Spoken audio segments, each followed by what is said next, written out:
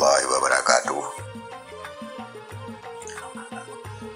Sebagaimana yang disampaikan oleh Ketua DPRA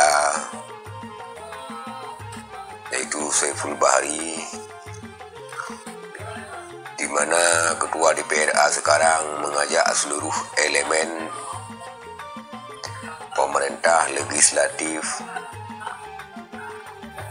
sivitas akademika, para akademisi untuk kusaboh drawa, kusaboh hati, selalu dalam keributan, selalu dalam tali ulur kepentingan untuk memperjuangkan hak-hak Aceh, di mana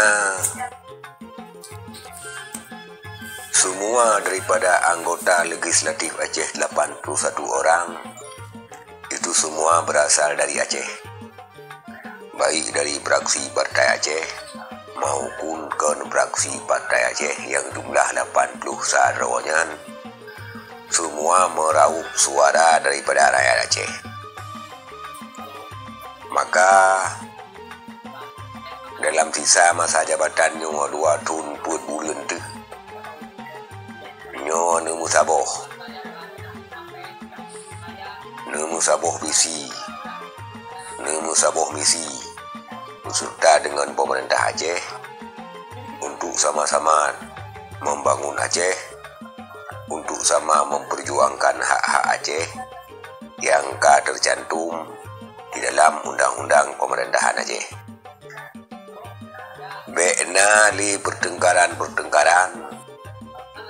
beknali kepentingan yang berbeda, sehingga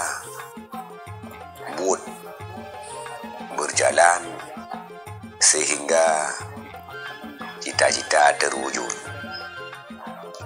Beknali kejadian-kejadian yang kau ikut, sampai terjadi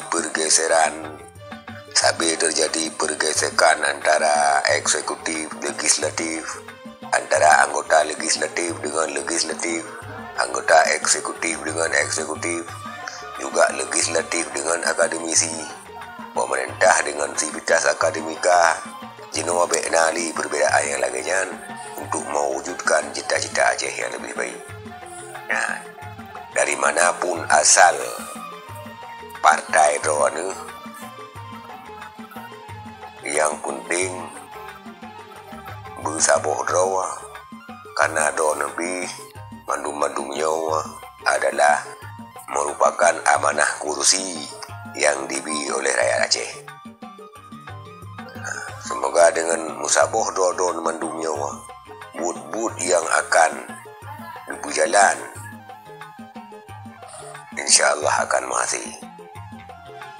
Baik dalam undang-undang pemerintahan Aceh, dalam undang-undang di dalam tata kelola pemerintahan yang baik, sehingga cita-cita akan tercapai, kemakmuran rakyat Aceh pun akan terwujud. Semoga belagai kepegahli kedua DPRA hanya ingin ribut-ribut baik dengan eksekutif maupun dengan sesama anggota legislatif, yang adalah tindakan ataupun sikap yang sangat terpuji yang perlu dipertahankan. Sekian, semoga drawan musaboh memandung, kita pun memandung musaboh sehingga kita terwujud buah-buah yang kita cita-citakan tentang permasalahan Aceh. Sekian, terima kasih. Assalamualaikum warahmatullahi wabarakatuh.